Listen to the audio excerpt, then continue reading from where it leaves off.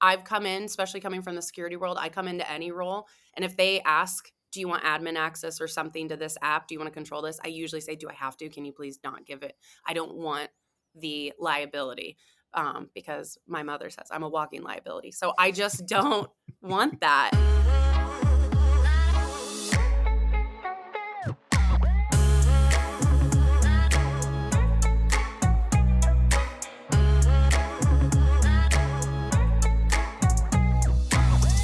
Welcome, Wes Spencer. What is up, Mac? How's it going, my friend? I mean, it's going pretty good. The sun is shining, literally. I haven't ever filmed. I guess I've had a couple episodes that were filmed in a different location, but I think the last one was Deadwood, South Dakota. So I'm in But beautiful California right now. it should always be Mac on location. I like this, and all I kinds of exotic places. I know, I know. I could be like the next Andrew Zimmerman, just eating crickets and stuff in weird countries, but somehow Minus the correlating crickets. it. Yes, Yeah, minus the yeah. crickets, correlating it back to, of course, security, cybersecurity topics. I'm down. Hey, side note, I've heard so many good things from MSPs all over on your podcast. So congrats on getting Really? that off the. Oh yeah, absolutely. Bunch of folks I know are listening and loving it. Oh, thank you. Thank you. I'm a bit of a noob, a baby bird when it comes to this. Um, and hopefully you can't hear all the background noise because I feel like anyone who's a podcast expert would be like, where are you filming? What are you doing? But, I'm really excited that you were able, again, thank you for being on this episode specifically. You were my first guest. You were my gateway drug of Wes Spencer into the world of the MSP community and into Blackpoint. And so I'm really, really privileged to have you on again. And it only feels appropriate. We're sort of wrapping up this season, as you will, a little bit for spring break or delayed adult spring break. As we kick off the MSP travel schedule, as everyone is quite aware of, and the painful thing, I got to do my daily exercises for my liver and my brain. But I'm really happy that you could be here. Do you want to tell the guests a little bit, since if they don't already know you, a little bit about yourself?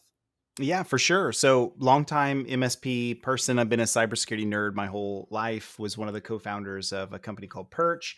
And after that, I've been doing a whole bunch of things in the cyber insurance space and VP of cybersecurity strategy at CyberFox, and also the co-founder of Empath. So I've been pretty busy over the past few years doing a bunch of things, but really all just helping MSPs in their journey in cybersecurity, Mac.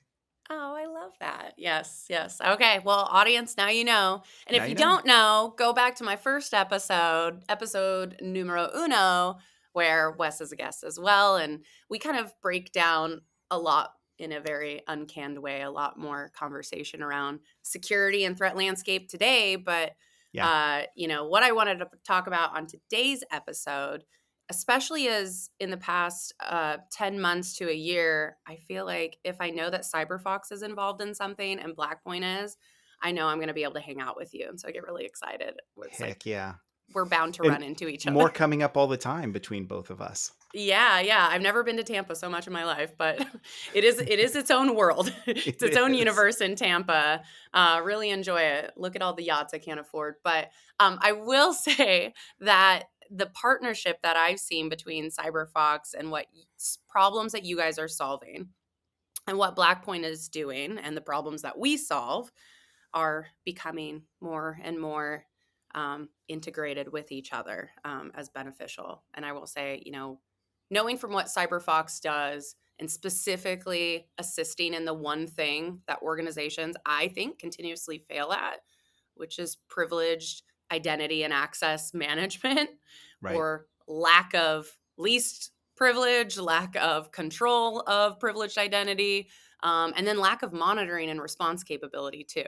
So how it kind of intertwines a little bit, I was like going in my mind thinking about how it works with us, and the thing that we train our analysts to do, not rely on technology necessarily, but rely on threat hunting capabilities to look for tradecraft like living off the land. I've realized that living off the land is completely, really enabled through the compromise of privileged access management. And so knowing that we're working together in this fashion, this is a little bit of what I want to talk about. is these joint solutions. Like, how to identify vendors and specifically like the things that we invest in and how they are compensating or satisfying a security need, a security control, but also with what little money typically organizations have to invest in security programs. I Right. think that that's a huge problem. And so, as much as I don't want to say this is a conversation around vendor management, it's more so a conversation around vendor management meets security programming. What are your first thoughts on that before I start to Yeah. peel back the onion layers? Well, yeah, I mean, just to take a minute and say to MSPs listening today, we understand the pain. We know what it's like to walk into a vendor hall of a premier conference and see 1,000 vendors as far as the eye can see, and all of them drowning you with all kinds of wonderful sounding marketing verbiage that just sounds awesome. And some even going so nefariously evil as saying, buy my product and you'll never have a breach ever again, right? Like that exists still today, that snake oil. And so I it love the naturally snake brings oil. up, yep, and it brings up, this as well as I do. What do I actually need? The number one question that I hear from MSPs all the time is what's in my stack and what should be in my stack. What's in your stack? You see it in Reddit all the time. And while I think that's a natural question, we as vendors don't always do the best job of helping MSPs understand how do we align this? And one of my favorite books, I've got it right here because it's desk reference, is this Oh, right here, the Cyber Defense Matrix. You know as well as I do how awesome this is. And I might happen to have mine actually signed by the one and only Sunil. But as I'm sure you do too, Mac. But the I whole do. idea of that book is how do we start understanding gaps? How do we understand where there's overlap? How do we intelligently align a security strategy according to a security framework? And it becomes a very eye opening, helpful exercise. And it even gives you tools and tips to start saying, to the vendors, where do you solve for in this and how do you address this? It really opens up the clouds. And that kind of brings up the whole Blackpoint and CyberFox better together story of understanding we do complement each other really well, especially in this new age of cloud, this new age of remote work from home. Thinking through the strategies of 5 years ago, 10 years ago, just don't work for today. Right. I would completely agree. And especially the conversations that I'm having with not just MSPs, but organizations in specific areas, they don't know where to invest their money when it comes to a security strategy. And when that strategy is not led by something like leveraging the cyber defense matrix, leveraging attack miter, going through tabletops, doing things where you understand where your actual risk and the likelihood of your Yeah. attack surface being broken essentially or being exploited. Without knowing that, but having to focus on regulatory requirements where they're like, well, I got to invest in a seam first. Well, I've got to do some sort of level of DLP. And while all those things are important, in my incident responder brain, I'm like, no, that's not the root cause, though. It's not typically that. It's Yeah. something easy ish, but it's that identity being the new perimeter. It's the privileged identity side. It's you haven't invested in tools that stop the essentially not stop, but lessen the likelihood of left of boom turning into right of boom. And it's Yeah. so I get so frustrated because I understand that we're all bound to the cyber insurance applications that we have to fill out, but at what point do people say, okay, I want to go with a vendor that does more for me and offsets the costs so I can get things done now and eliminate that risk to the best of my ability? And then justify expenditures that relate more to these controls that we have to have. Like, where do you balance those decision making processes? For sure, it's hard, but I think you already gave a lot of the keys here to really accomplish this. So I think first of all, you're right. If we have a certain number of eggs, meaning a certain number of resources, and we have a certain number of baskets, we want to be smart. We owe it to our decision makers. We owe it to our clients to be doing the right things, the most cost effective things. And so you already hinted at a lot of this. You talk to IR folks, of which you've built a career in that as well. Mac, is go look at how incidents happen. One of my favorites to look at is go back and look at Verizon DBIR, the Data Breach Incident Response Report, and they publish all of these mountains of data that we have from actual incidents over the past year, and they compile it. And one of the things we see is, I'm working off memory, but it's something like 85% of all incidents have privilege and credential abuse at the heart of them. And so if we take a look at that and we say, well, wait just a second, if it's that significant and we've had that many incidents where that's an issue, and then we even backtrack, as much as I said the security strategies 10 years ago won't apply to today, we still have the same problems. I remember Microsoft wrote an article back in like 1995 on privilege abuse, and they're like, theoretically, if we had an incident and we had a bad guy were to leverage your credentials, they could do all kinds of things using your capabilities against you. And now here we are, like decades, literally decades after that, and it's still rampant. And so I do Right. think when it comes to a privilege perspective, it comes to identity management, something that's oft overlooked and something that I think is not going to stop every breach, but it certainly reduces likelihood, it reduces impact, and it increases the ability to respond and recover in time. All of those things become really important. So I'll just tell you at CyberFox, that's how we see things. And it's definitely an issue that MSPs have got to come to grips with because it's really just that important. I would completely agree. Yeah. I love the hypothetical, like, oh, in theory, this could be a problem. And now Microsoft is like banging on your door, like, no, this is an actual problem. Like, we gave you laps for free. Like, let's do something about it.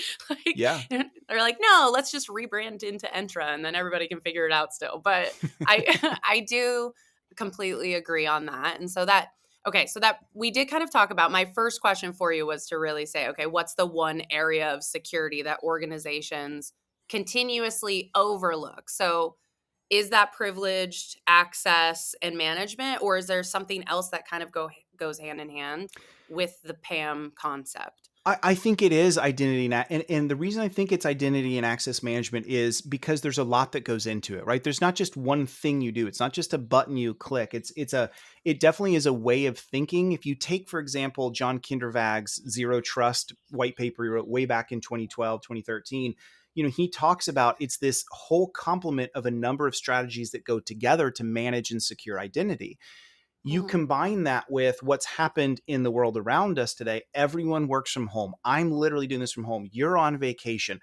Where is the edge anymore? Where are our edges where our users are at? We can't trust these old school legacy VPNs that we connect in from any longer. And so this whole idea of zero trust implements in how does identity management considered. So it's not just, well, I rolled out multi-factor, right? That's part of it. But it's also, what's the identity of my users and the applications? How are they supposed to be operating? What rights and privileges do they have? Have we ever reviewed the rights and privileges they have? How do we actually ensure that that identity is tied to the actual human being that's at the keyboard? Because if it's a bad guy using your Right. identity at the keyboard, bad things happen, right? Then thinking through like principle of least privilege, one of the age-old security mantras that we've said, right, is give your users the least that they need to operate. Give IT folks the least that they need to operate. So all of a sudden you start thinking about this and you think about what goes into good identity and access management. You're like, whoa, there is a lot that goes into this from a comprehensive strategy. And then again, as you mentioned, introducing cloud into this and all how many MSPs, I think for the right reasons, are native in Azure, it just introduces a lot more complexity. I think a lot of people realize at the front of it. Well, it does. And especially because most people are living in a hybrid environment where they're still managing both on prem AD and in the cloud. And so the concept there is like, oh, well, we'll just use these other intermediary type of technologies, whether it be through VPN access or AD Connect or ADFS or some sort of other federation. But the more security controls you implement too, without again that foundational strategy, the more risk I think you actually put yourself in a little bit more. So like Yes. it's I think it can be a double-edged sword where we put these solutions in place. We're like, good job, but no one's looking at them. We see a lot of just in time and no one's actually approving them, where it's a 2-second approval for an organization of 2,000 people. Like that's 24/7. That's not realistic. So I completely agree. Of course, not just because I come from the Microsoft world, but the oh shit world of incident response. Like, I completely agree. Like, let's focus on that. But it does go hand in hand, in just recent experience this week, we're talking through. I'm in discussions with a team working on their SOC 2 audit, and it starts with a lot of the policy enablement. And we just had this grand example that relates to this is we're focusing on information classification policy. And I've got, different levels of stakeholders in the conversation. They're like, well, just write the policy. We don't really care. And we're like, no, okay, just to make it clear, in order to have this policy, we have to have this in place to do data sensitivity labeling. So if we can't also look at the roles of people, look at the access control strategy, look at X, Y, Z, and going down the list, it starts with the policy, sadly, painfully, but we have to get it right the first time. And then we build off of that foundationally so that we can implement something as small, seemingly small, as let's have data sensitivity labels. But I think that a lot of that goes hand in hand with role adjustments, like you said. People, I really, I've come in, especially coming from the security world, I come into any role, and if they ask, do you want admin access or something to this app? Do you want to control this? I usually say, do I have to? Can you please not give it? I don't want the liability, because my mother says I'm a walking liability. So I just don't want that. And I think that's the culture shift we do need to make, is not just organizations fail at this, right? Being PAM or identity access privileged control. But also it's the culture shift that people don't need the access that they think they need, Yeah. Yeah, which I know is exactly. And then hard to hear. no, Is- it's right. Yeah, my buddy David Powell at Pax8 has this whole talk track around helping clients understand you have to get over the inertia of the previous decisions that you made that were okay. Back in, 2004, it was okay for the CFO to have full access to the S drive, because back in those days there weren't any threats that really mattered to them. Today, where is the S drive any longer? That's not a thing, but they still expect to have access to all the things. I remember dealing with that with my CFO. All he had access to all the things in the network and having this constant conversation of, if we have an incident and you're at the face of it, oh my gosh, we can get popped just by your account alone.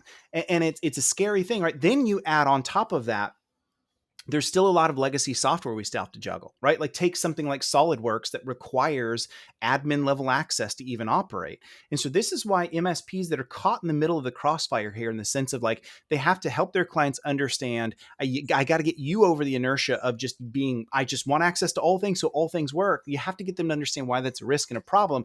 And then you still have to deal with legacy software that still requires admin access to all the things. And that makes it double difficult for an MSP, because you and I both know clients don't care. At the end of the day, yeah. they just want SolidWorks to open and run. They don't. The last thing they want you to do is rip away local admin from them, and then every time they want to run SolidWorks, update SolidWorks, anything to do with SolidWorks, they got to call you. They got to wait for a ticket. No way, that is not going to happen. So enter in this whole idea, this world of privileged access management and identity access management to help us overlay the right security controls on top. It may not be transparent to the end user, but the goal is to get it almost transparent to where they can still do work. It's not inhibiting their daily life. And now we put a real layer of security on top that we should have done from the very beginning. And regardless, I feel like, speaking to the MSPs, and this is something that hits home a lot, is to consider your downstream customer or client getting popped and going through an incident. And like you said, 85, I would honestly probably question that that's a higher number of 85%, that there's going to be some sort of level of compromise that includes a privileged identity. At the end of the day, the customer doesn't care because you're the one that helped architect and configure and manage Yeah. it. So when they look at it, they're like, "Well, why did you let this happen? Like, why is it Bob in accounting that got hit?" It's always a Bob for me. And why does he have access to all those things? Or why did he have local admin on his system? Or why does he need access in the first place to those domain controllers? Like, why is Bob a domain admin? I do feel sorry to any Bob out there. I hope you're not personally traumatized by me, but I do feel like I love that it's the inertia, it's the culture change. If I could take like two things away from just the conversation we've had so far, it's like, where the heck is the edge? That's not there anymore. And then also, you can look yourself in the mirror and say, I don't need the admin access, and say it slowly. I don't actually need the access that I think I need. It's really easy to give access, but we don't typically take it away. So if we just start at ground zero, don't don't be that guy. Like, don't want to be the account that got hit, because eventually it's going to roll back on you, and then, the MSP is going to really feel it. All right. And So oh, sorry, go yeah, ahead. No, I was just quick. I mean, that brings up the big fear that I know MSPs have is where's my negligence? Like, where do I lie in this? Very rarely do we blame the car manufacturer when you get in a big wreck, unless the car manufacturer had some kind of software and didn't apply the brakes in time or something like that, right? Yeah. Most of the time, we blame the driver, not the car. And so, how do we as MSPs get into that same idea of like, how do we blame the user, not we as us as the MSP? And that requires a minimum standard. It requires cyber insurance over our heads. It requires us as an industry, not just MSPs, but cybersecurity as a whole, to establish a better poverty line, to establish a better, here's what the minimum acceptable level of good is. And there's so many competing priorities and objectives and thoughts and arguing and opinions over that. But until we get there, I think you have to think about it from that perspective you just mentioned of like, what am I doing to really help to make sure I'm protecting my own MSP in all of this. And it comes down to following good security frameworks and have a defendable standard. It does come down to the right of boom actions we have in place, like cyber insurance and good incident response preparedness. It comes down to a heavy left of boom. What are we doing prior to all of this? It comes down to good MSAs, good agreements with your clients that limit your areas of exposure. There's a lot that does come down, and I don't mean to overwhelm and intimidate people listening today, but the reality is you got to do this, because if you don't do it now, Yeah. when the boom hits, it's going to be one of those moments that's going to be very harmful and painful. So you've got to take the due diligence protecting your own MSP for sure. I like that you said agreements too, because I have been seeing this trend where MSPs are doing a lot more opt out, opt in campaigns. Like, we're not going to take you on as a client or a customer if you don't have cyber insurance and we can see like contractually that you're covered liability wise, and we're not going to take you on unless you have some sort of MDR or you have cloud response capabilities and you're monitoring, again, that very moving target of what's considered an edge. And so do you see that becoming a trend too, is that MSPs are now saying, okay, if we can't fix the problem holistically, then we're going to fix it in a contractual agreement standard. I celebrate it. I think there needs to be more and more of that, because again, at the end of the day, and it's tough for MSPs because some just want to put bread on the table and they're very small and almost take any client. Others have the privilege of saying we're security first and here's our minimum standard. I'd love for us to get to the day where we say every MSP that can call themselves an MSP, this is the minimum set. I think we would all agree like that's a healthy thing. We see I this love in that. regulation standards across the board. What does it mean to be a lawyer? Well, there's a state bar examination. You have to do X, Y, and Z. There's a third party that sort of mandates and controls what that is. So this whole idea of like, contractually obliging a client to do X, Y, and Z, requiring cyber insurance, a minimum set of standards, I think that's smart. But I also recognize, I know that some MSPs are listening today, like I'd love to get there, but I'm just not there yet. So I think we can help those MSPs by growing if we can all finally come to an agreement of what that standard looks like. I think the last thing we want is the federal government to define it for us, but I feel like we're just one big We major incident away from that happening. I'm shocked actually we haven't reached that point already. We've come Is some close. sort of, you see a bunch of the OFAC standards change on a regular basis. So incident responders are like, you're making my job a lot harder now, but that's okay. Yeah. But yeah, definitely on the focus that's going to come to the channel, I do see, I would place bets on not to have, some FUD added to this conversation, but place some bets there on some involvement that is not going to be welcomed right Yeah. away. But we do Yep. need that. I love that. I love the concept of having some sort of standard framework just for MSPs to say, here's where you need to start and focus to get to good. Because security isn't just, you don't want your customer to bringing another cook in the kitchen, maybe potentially an MSSP. And now there's multiple people spreading what's considered that liability or that risk around a little bit more in a more painful way. And I feel like, yeah, involvement at a federal level would be a rude awakening. Much like GDPR going live was probably a painful day. We all got a lot better at, I don't know, handling the stress. No question. No question. Yep. So, these are the things that I think we're all thinking about. And I think we also need to recognize we're a young industry. We're growing up like crazy. We're pulling upward with us a bunch of SMBs that have not done the things they need to do. And I think we could even argue past 10 years, they haven't needed to do these things. Well, now they do.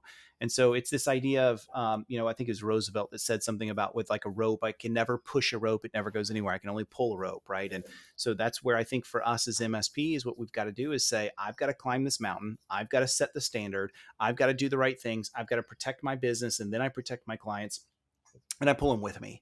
And the more MSPs that come together and say, yep, we're going to do that together, we're going to pull them with us, we're going to invest in the right controls, then I think the easier that becomes. And I think that even kind of gets into like, where Blackpoint and CyberFox come together is this idea of even we as vendors are talking behind the scenes. How can we help MSPs out? How can we help our partners out? How can we make that story and that life easier for them by offering them, compelling cooperation between us to make their life better? And to me, Mm-hmm. I love seeing that all come together because I know at CyberFox, we can't solve every problem for every MSP. I know Blackpoint can't either. And this is where I think when we all come together for the greater good, it feels like the Avengers coming together, right? Everyone It jumping in and does. saying, I'll add my strength and my skill sets together to make MSP life better for you. And I love that that's happening. No, I do too, and it's especially on the vendor side because, like you said, our job is a lot easier when we know there's a good security posture in place already. Otherwise, we're going to be a lot busier with other customers and other environments that we're protecting and detecting and responding to versus some that have a security posture in place. In fact, I would love to look at the data because security postures absolutely match what our analyst headcount is probably going to be. That does bring me on a little bit of a topic, and apologies because we're talking about the edge and the Wi-Fi that I've chosen to utilize is not great. So this is what happens. Don't go on vacation and then try to film something fun. So this brings me to my last question for you is around, again, holistic security programming and the long list of programs that need to be in place from a security perspective that would feel overwhelming. But how does a vendor choose or a business choose a vendor based on their relationship when we need this multitude level of controls to be satisfied? How do we choose a vendor when we only have a certain pocket of cash to use? Like, how do we do that if I was a business owner? Yeah, we have to recognize just from a go to market perspective, there's this trend that exists that's natural in our buying psyche of we go through this phase of bundle and then unbundle. Let me explain what I mean.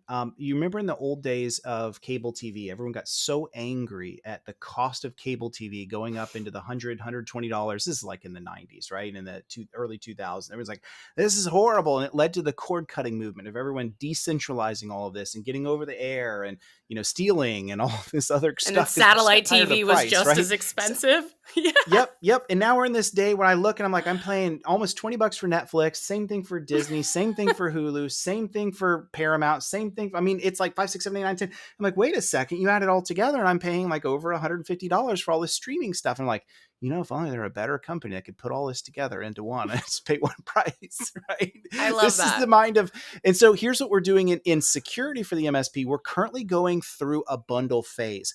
We're looking for vendors that can do a lot of things together to simplify my burden because I don't have the ability, I don't have the staff, I don't have the capability. In the world of IT, we're actually seeing unbundling. We're seeing a lot of folks say, I'm sick and tired of the big behemoths that are out there. I'm going to go off and go, well, one off for this and a one Huh. off for this and a one off for that. There's nothing wrong with that. That's an ebb and flow. But I think the reason we're seeing a focus on bundle, and to get to the answer to the question you asked me, this is where I think you want to look for vendors that say, not only do we integrate well with others, not only do we play nicely in the playground with others, but we also offer you a compelling solution that lets you build this out without having to build a huge team yourself and hire an army of people. So you look, for example, at what Blackpoint does that I love so much about it. It's not just providing you an MDR that you have to watch yourself. It's coming with all of Blackpoint's folks. It's coming with integrations out of the box to give you the visibility you need. It's coming with Blackpoint's threat research. It's coming with all of those things. You flip Blackpoint on, and it comes with an army of people that you'll never be able to do by yourself. That's a no-brainer at a Yeah. scale and price that you can never come competitive to. Then you look at CyberFox and a lot of things that we're doing, like you take a look at our new auto blocker that just came out. We're blocking automatically a bunch of live off the land stuff. Like you don't have to go wonder, well, do I need to do this? Do I build that? We've done it for you. So a done it for you Hmm. solution with integrations together becomes a powerful thing, because now we can accomplish far more with just a select few vendors than having a whole bunch of point solutions that are one off that are impossible to juggle, impossible to manage, and impossible to integrate. I love that. Yeah, make our job easier at Black Point too, a little bit from the socks perspective. Give them more pizza days, but like more time to reflect. I love that. I mean, the type of tradecraft too that we're looking for and responding to is not something that any of the other technologies our customers or our partners have invested in is going to make a dent compared to just the thing that you're talking about right there, as far as living off the Yep. land and having capabilities that actually stop it from the root cause, stop it from the problem in the Yes. beginning. And that makes our Yes. job a lot easier. It's a lot less threat hunting we have to do. And of course, again, like you said, the intel that we get from it. I love good threat intelligence. It serves the greater educational need, but it would still be better if we could get people in a place that eliminates some of that overhead that our analysts have to feel. Well, Yes. I love Yes. that's perfect. And I love the way you kind of broke down the bundling and the debundling ebb and flow. I think we're going to get I've certainly gotten used to that, and I can see where the pain points hit, without naming any big names of the behemoths that you're mentioning. But how do we need to navigate out of that somehow. We need to find some sort of happy balance, I think. Yes, indeed so. And so, yeah, I wanted to say thank you to, just from the CyberFox side of the house. Thank you to Blackpoint, to John Murchison, to you, and just the entire team of just being awesome to work with. And I love that the conversations are not how do we create an evil empire. It's how do we help MSPs. How do we make life better for them? How can we give them something that's so compelling they would never say no to? Like I'm telling you, Mac. Like to me, that's I love working with vendors that have that mindset behind what we do. I love that too. Yeah, because optimism slowly dwindles away if you're a security practitioner. So I think having that optimism is still really important. We need that. And I still have a little cheerleader in me where I do believe that there is a light at the end of the tunnel and we can make MSPs better, stronger, more secure. Well, thank you so much for joining me on this. This was wonderful. Short and sweet, but in the right way. And now that the sun is coming up just bright enough and my Wi-Fi is slowly giving me some sign off cues. Thanks for having coming on and talking about this and having this discussion with me, Wes.